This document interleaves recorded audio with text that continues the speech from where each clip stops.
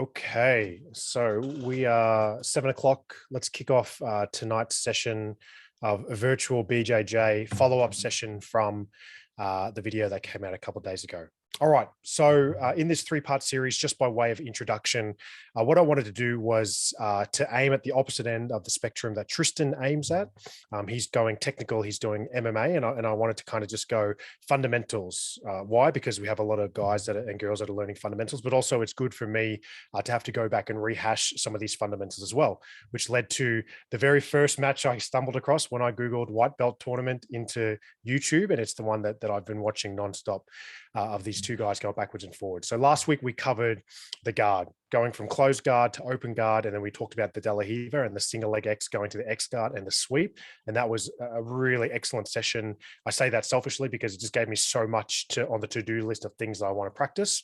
And then we moved on to the second part of the match, second or third of three parts, and that is where we go into the deep half. So in the session, just to do a rehash, we talked about what the deep half was. I showed you a couple of clips of people that just utilize deep half in ways I'd never even thought of before, jumping straight to, pulling deep half guard, which I thought was a very sort of interesting thing. And what it sort of highlighted was high risk, high reward, a really strong dominant position if you have mastered it, but not a position that is an ends in of itself. It is a position that is a transitional position. And as we saw in the videos, transitions to a sweep or transitions to the back, which then gives you another step. And for that very purpose, in my opinion, that would immediately define it as, I would say, a high level complex move, because immediately, even if you're thinking about doing it, you're already thinking two steps ahead, as opposed to how I roll, which is just do this, do that, do this, do that. You were thinking two, three, potentially four steps ahead. We then looked at some of the ways that people go into the deep half guard. I showed you the video with Bernardo Faria, how it's a very technical, 7 minutes just to explain how to do this sweep a couple of times, many, many different steps in order to do it. And then I showed you the opposite end of the spectrum, which is that other guy talking about it in 50 seconds, essentially showing you how to get to that deep half guard and how to do a sweep from it. And then I showed you some videos of other people doing it and many sort of ways of doing it. And what I discovered in this deep half guard journey that I went down is that deep half guard, excusing the pun, is that there's a very deep well of knowledge that's currently out there about deep half guard. And what sort of occurred to me as I was going through this stuff is that much like a closed guard, much like an open guard, a deep half, or much like a half guard, a deep half guard is going to be completely dependent on you, your body size, your strengths and weaknesses, your physical sort of size, your understanding of techniques. All that will tie into how you apply a deep half guard. For me, bigger guy, I go to a half guard. I try to reach for a deep half guard, but I don't do the fundamentals deep half guard as I know them now, having looked through some of this stuff. But I certainly have had a lot of guys do a deep half guard on me, and it's incredibly, incredibly dominant. They get underneath you, they take away your balance, and essentially, if it's never happened to you, you feel like you are just at their absolute mercy, and you are 100% in the defense. And I can imagine myself being in that position many, many times, and I'm just balancing there, going, "Geez, I hope I don't get swept. Geez, I hope I get swept," and I'm just moving my body and just trying to work my way around it. We looked at a couple of MMA versions of it, and then we looked back at the video again. And I think hopefully once everyone had that journey that I went through with all that deep half guard stuff, when you go back to that original video, you start to see what he was doing to his opponent. He had a good entry into that deep half guard. He had good security of that leg. He was able to secure the other leg up and over his shoulder. He was going backwards and forwards, head nice and high in the hip, but he just wasn't able to break down the posture and to break the balance of his opponent, as I described, to get underneath that opponent and just remove his balance from him. And as such, high risk, high reward failed for that guy in this tournament. The opponent passes, and then we go on to part 3 of that, which is what we're going to cover next week. So what I wanted to do for this catch-up session for the people online and for the people that'll watch this video later on is just open the floor to any questions, any discussion. Like I did last week, I'll talk, I'll engage, and then I'll throw to Trav for his opinion on any of the deep half guard stuff. And then we'll kind of wrap it up from there. And hopefully people have taken away some stuff from it. And this can be any question about anything that you saw in any of the matches. And it's just a nice time to kind of catch up and discuss anything BJJ related. So with that, I'll throw it open to anyone with any questions about anything, or any comments about any of the stuff that they've seen.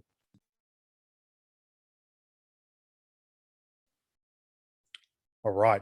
I must confess, I haven't actually watched your fight recap yet. So in terms of what you're referring to as deep half guard versus standard half guard, what is the difference? All right, give me 1 second. I'm going to just give me 1 second. Okay. And the other comment I'll make is, I mean, obviously I'm very familiar with people pulling guard from standing, but did you say that people are pulling half guard from standing? Yeah. So look, can you guys see that YouTube that's loading up? Sorry, can you guys see that? Yep. Okay, cool. So just to answer your first question, let's have a quick look at this clip if it loads up, just to cover it again. Hey, Richie. Yep. Can you hear me? Yes, I can hear you. Okay, cool. That was just a test. Cheers. Classic Trav. Okay, so check out this clip. Okay, so he's pulled deep half guard just like that. So I don't know if that, sometimes the clips are a bit jumpy, but are you able to see that one at all, Dane? Yep, I can see that. And again, it looked a bit unfamiliar. As I said, you know, quite often you see people who are not comfortable following a takedown, that they just simply pull guard. But I don't think I've ever actually seen anyone go from standing to pull half guard. Totally. So look, and this is, I explained this in some of the video, and I'm happy to talk about it again because I find it absolutely fascinating. So when BJJ came around, I spoke about this during Tristan's session. Royce Gracie in the UFC started pulling guard, and people were like, "Oh man, he's in big trouble now. He has pulled someone between his leg and he's landed on his back. You're on your back in a fight. There's no way you're going to get out of that fight. You are going to be in a losing situation." And then what he discovered, what obviously the Gracies brought to the world was, no, this guard is quite a powerful thing. Sweeps, submissions, you know, that sort of stuff that you guys know straight away. I'll keep playing this while I talk. So for a very long time, UFC, early 90s, so for the next 10 years, right, that was the secret of BJJ. We can fight off our backs. It's something that not many, or if any, other martial arts are really doing, is fighting off the back. And then, in my opinion, the sort of next step into it with regards to half guard was you got the Eddie Bravo comes into play. And I remember reading Eddie Bravo's book that he wrote when he was a brown belt. I read this in probably 2003, 2004. And what he started to do was, not only was he using half guard, but he was predominantly using half guard. And there's a famous match that he does with Royce Gracie. I think it's at the ADCC in 2003. No one had beaten Royce for a very long time. And he just started pulling half guard. And everyone's like, what is he doing? He's pulling this position that is not dominant whatsoever. It's a half guard, but he was able to focus on it, high risk, high reward. And he's got his whole system, the 10th planet system, which a lot of people follow now. It's a very technical system, in my opinion. And then he was able to progress the 10th planet stuff through the half guard. What I think what we're seeing here is not the next evolution, but another evolution. Much like there's many evolutions, much like the leg game has been an evolution, this was an evolution that happened a while ago, and that's the deep half. And people are pulling this technique in a way that people have not pulled it before. However, what I think is when they're pulling it, they're not pulling it like they're pulling the guard. I pull the guard because I'm going to sweep, I'm going to submit, I'm going to finish the fight from it. What Eddie Bravo did was he pulled the half guard because he was doing the same. He could submit you from it, he could sweep you from it, he could reverse you from it. He was doing it. What I'm seeing though is that this deep half guard is something that's become very popular because it's unorthodox. People are using it for their own things, but it's not really a position that you can finish from. And from all the stuff that I saw, there's no submissions per se from the deep half guard. However, most people that use it have mastered it to such a level, that use it constantly. They've mastered it to such a level that they're able to pull it, to use it, and to sweep very, very successfully with it. And you know, Tristan was making a bit of fun of it with me because I think a while ago, deep half guard was all the rage. It certainly wasn't for me. So much so there's memes about how popular it is and how everyone has adopted their own system to it and how they use it. But what we showed in this was people using it. And you can see it in this clip here. They're pulling half guard from pulling deep half guard from standing, which is something that I wouldn't think about doing, but something I want to start playing with because, you know, it's been successful for some of the guys here. So yeah, that is a very interesting sort of question. And it's a very interesting thing to think about, pulling this deep half guard from the standing position. Does that answer your question? What's the difference between a sort of a standard half guard and a deep half guard? So standard half guard, if we can see the screen, what's happening right now is, in fact, that's probably a really good one. Your standard half guard, right, is essentially this position right here. Okay, so we are 90. Well, let's say that the head is at the 12 o'clock, and someone needs to mute. I've been living too normally in Sydney if you've got a health issue, so It's all right. I just muted him. Okay, so let's say his opponent is at 12. His head is at 12 and his butt is at 6. Now, a half guard, as you know, Dane, is you've got half of a guard. So the leg is secured in between your two legs. So from a half guard, the person on top's head is also at approximately the 12 o'clock and his leg is sticking out at approximately the 6 o'clock. Okay, so you're securing that leg and then you're fighting for this underhook. What we see in the deep half is that angle changes significantly. So from there, he got the sweep. Let's look at the next one where he gets it.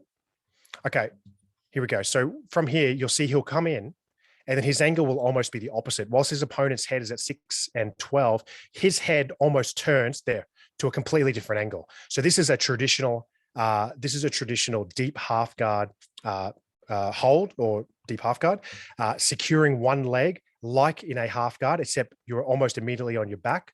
You've got that opponent's leg in between your legs. You've reached under the same leg and you've got your arm out the other side and your head, and this is the thing that really defines it for me, your head is against their hip. And it's a very strange feeling when someone gets a deep half guard on you because it's almost like they got their head in your lap, having a bit of a kip.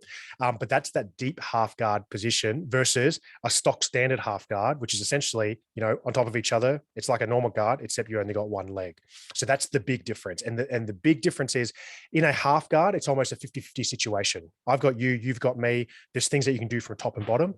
From a well-held deep half guard, where you've taken your opponent's base and balance, you are in control of their balance. You own where their body is going. They might be able to sort of just be there, just waiting for the scales to tip, but you are owning their balance. And that's why it intrigues me as a position that I really want to start getting into. But as I said, from the people that I've rolled with that do the deep half guard, it's a game that not many big guys get into because you've got to be fast and you've got to be dynamic to get under there. Does that make sense to you, mate? Yeah. All right. Any other questions or anything with regards to deep half? We're getting a couple more people logging. Oh, Tristan, the king of deep half guard himself, is about to log on. This is good. Trav, you got any points on deep half while we got everyone? Yes, I have. All right. So really good. Deep half, right? In the school, because we're actually going through a revision of stuff, and what I want to see is the guard, obviously, the guard game, the half guard game. And I said this in the text message to you guys, is white belt to like experimentation, traditional classic half guard. Then you've got Z guard, which is what Craig Jones does. And then you've got deep half guard and deep guard.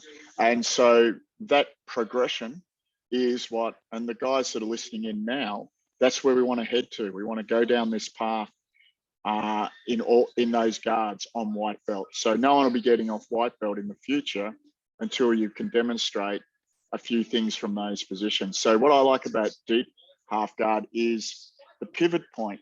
In a normal half guard, the actual pivot point is around their knee and you don't really have their balance. Whereas in deep half guard, you're underneath them and you actually have their pivot point. That's why you can pivot them forwards, and that's why you can also pivot them to, just getting a funny stare here because I'm actually in the lounge room.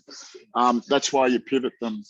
You can pivot them to the back and do a sweep. So then you got to say to yourself, well, what can I do from that position? And this is what I want. And this is even for Richie and Tristan is, and John Will says this, so I'm not quoting, I haven't made this up, but I come the full circle and go, you know what, I just missed something. Not me particularly, but we're just in the teaching process is that everyone needs to get out of their comfort zone and go into these other zones. A few months ago, last year or the year before, Jim was experimenting with, and even Adam, they were experimenting with half guard, right? And they were doing stuff there. years ago, I did half guard. I go there occasionally. So it's not about me. What I suggest is that everyone says to themselves, okay, this, and you should do this with every position that these guys bring up in these fight reviews is, okay, what do I need to do? So in deep half guard, you need to be able to gain it. And so what does that mean? Well, Richie just showed, and that video was really good, by the way, mate. The number of, now they're going into it very fast. So you've got to say, all right, how do you get it? They seem to pull it pretty quick. I've never pulled it like that before, because whenever I pull into, I haven't really thought about pulling it, I always go to X guard, because I go, oh, the leg's extended, I'm just going to go out to X. But you're basically rolling under them, turning off 180 degrees, as Richard said, and getting the position. So that's the first point. You've got to get the guard, okay? So you spend your time getting the guard. And everyone on this chat tonight, white belts, everyone should be saying, yeah, I'm going to do that. Then when you get deep half guard, you've got to say, well, what can I do from here?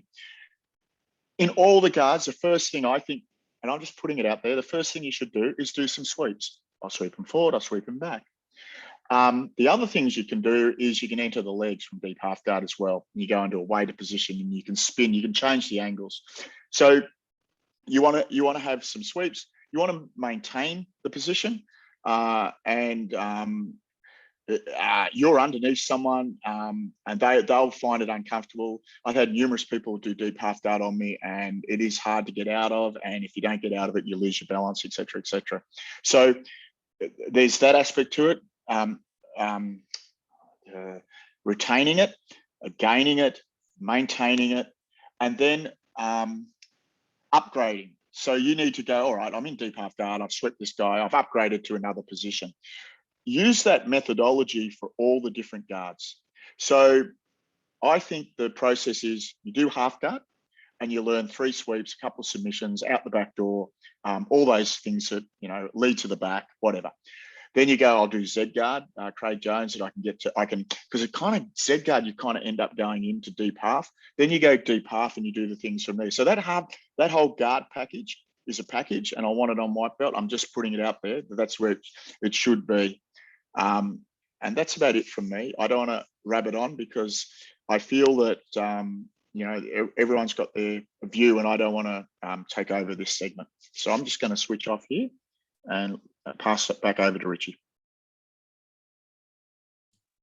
Thanks, Trav. And look, it's a it's a brave new world when it comes to this stuff. In my opinion, when it comes to this stuff, when I was a white belt, so I started BJJ in 2002. Back in 2002, a blue belt was running the gym. Purple belts were driving around the country doing seminars. You were pulling guard. You're pulling guard, getting Kimura, pulling guard, getting armbar, and there wasn't too much to it. And it's a brave new world. Whereas a white belt, you got to really understand all these other techniques, because it's developing. It's rapidly getting sort of more and more with regards to all the different things that are out there. And I think it's great. I see deep half. I see those white belts in that tournament doing deep half. And as I said in the video, for those that watched it, I haven't really even knew what a deep half was. I haven't been taught a deep half, shown what it is, know how to get to it, understand the fundamentals of it, until recently when I was overseas, I was rolling against this black belt, and he's like, oh, that was a deep half. And I was like, what are you talking about? It looked like his head was just in my lap. It was just very strange. And then he started explaining it to me. So it's great that these opportunities are there. And I think deep half is certainly one that you can add to the repertoire at no cost, but just lots of benefit to yourself. Tristan, I can see you're online, mate. I'd love to hear your 2 cents on deep half. No doubt you are all over this stuff. What do you got, buddy? It's very generous of you, Richie. Mate, yeah, look, I've sort of watched the video and stuff. I think you covered it in really nice detail, man. It's a really nice position. I think the thing I like about it, or the thing I like to use it for, is I guess like a nice transitional position. So as opposed to getting stuck underneath people, just using it to kind of like enter and sweep and then come back out of. That's my opinion about its use. But yeah, man, I think the position, because you can get to it, like you're sort of digging yourself almost like deeper into an inadvantageous position and turning it into a good position. So there's like some really nice escapes out of mount going into deep half. It would be a way to think about it there, that you sort of, because you're halfway, or like you're almost you're in deep enough that it's a problem. And I like the fact that you can kind of dig yourself even deeper into the position, and that kind of, it turns it into your favor. It's quite a cool component of the guard. That's probably the only thing that I would think to add. I like the stuff you showed about MMA. I was going to try to follow your theme and show a bit more deep half in MMA, but I think you probably nailed it. So I can't be thematically consistent. I think that's the only two fights that it's ever happened. There's some guys, the Nogueira brothers use it, and Verdum uses it a bit as well, but I'm struggling to find decent footage of them. So. Yeah, no, that's some good points. And look, it's something, and I sort of, as I finish off the video, I do these videos.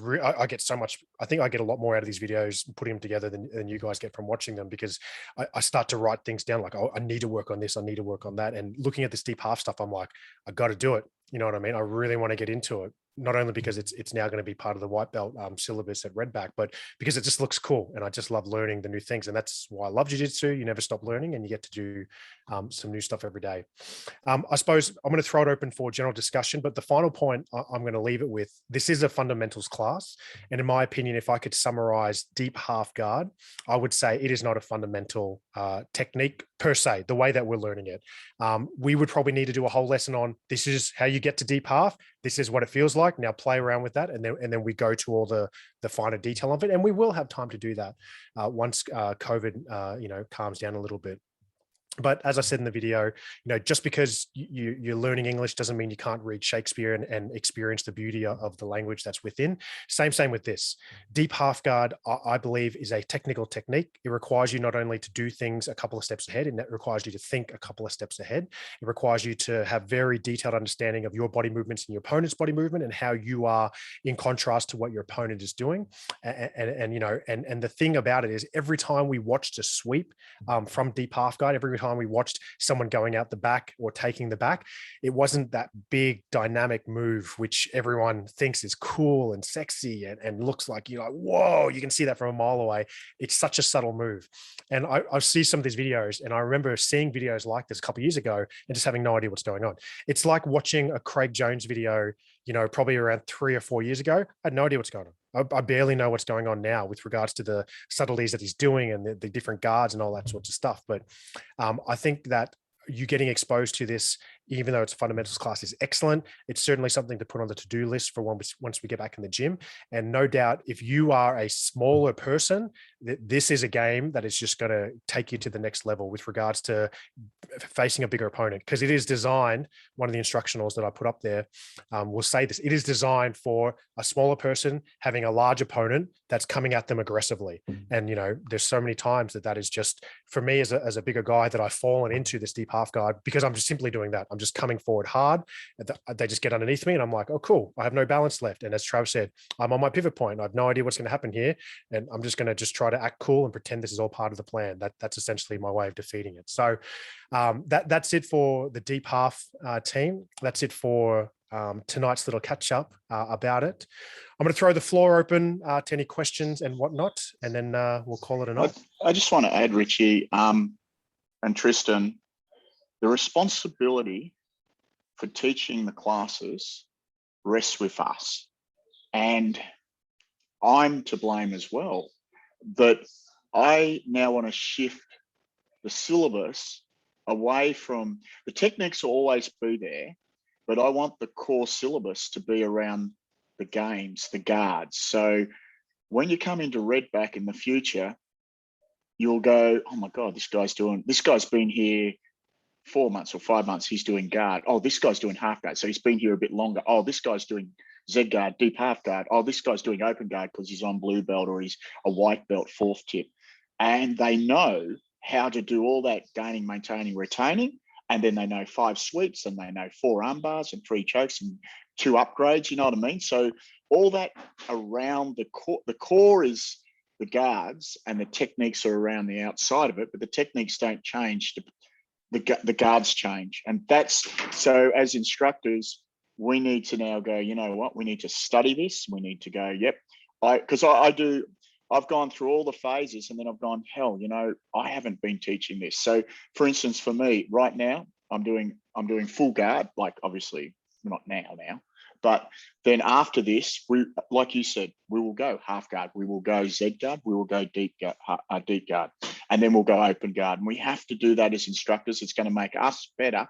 We know it. We've done it before, but now it's time to step up. Like I'd like to see, and it'll be dramatic. You will come back, Richie, next year and you'll visit. And yeah, sure, we'll be leg locking and doing all sorts of weird ass stuff at a higher level. But then the white belts will be doing all this other stuff and it's going to be exciting. That's all. All right. Who else has got any points, any questions? Anyone just want to tell us about their day? Anyone out there just want to talk?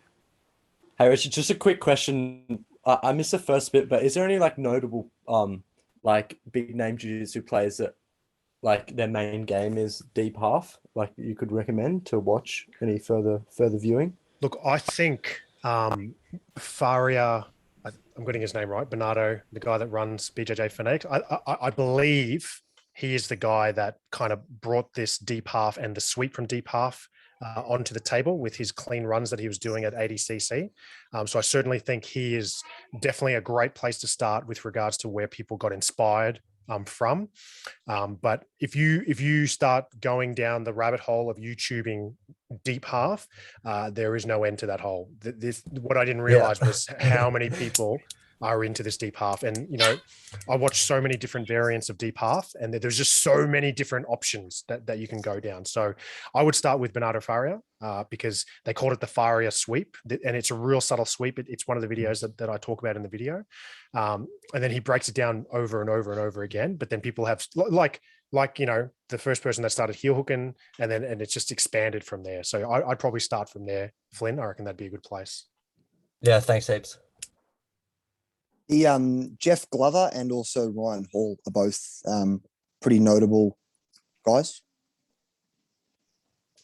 Deep half is Jeff Glover's the guy that like he just takes the piss constantly, isn't he? Yeah, that's him. Yeah, he's got like donkey guard. He does the donkey guard and stuff. Yeah. So but sorry, I can't wait to come back and donkey guard is on the white belt syllabus. It's gonna be awesome. They've it's on brand. It's on brand. What are you saying, Tristan? They both used it a fair bit. There's another guy who's like it's like Robert someone. I'll find it and I'll put it up on the chat. Who's got he's got a brutal deep half guard and half guard game. And I'll put him up. There's really got a heap of good Are big guys using it? Are you seeing big guys use it? I think it like I don't know. I want to say like maybe 5-6 years ago it was like the guard. Yeah. Right. And that would have been around when Faria was probably doing his run. Okay. And so like he's a monstrous unit, right? There's an interview with him where he talks about, so he likes the over under pass, that kind of like heavy over under pass position. And if you think about over under pass and then you flip it upside down, it's deep half. So for him, those two things connected together. So when he was going for his half guard sweep, if he got reversed, he just fell into his deep half game and he could just kind of continue to rock and roll out of that. So yeah, there are big guys using it. Faria is probably the one that jumps to mind. But Jeffy Glover and Ryan Hall are two pretty good guys, and they've got heaps of instructions and stuff about it. Awesome. All right. Any great question, Flynn. Any other questions or any points anyone wants to bring up? Okay. Well, that is that. Tristan, do you want to give us a preview? I can be your hype man for Wednesday night. What do we got going on, buddy? Oh, damn. Well, it was going to be deep half in MMA, but then I watched your video earlier this afternoon that kind of blew me out of the water, man. I think I don't know. I've got to come up with classic Tristan.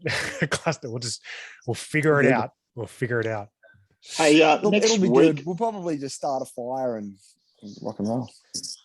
Yeah. All right, we'll do that.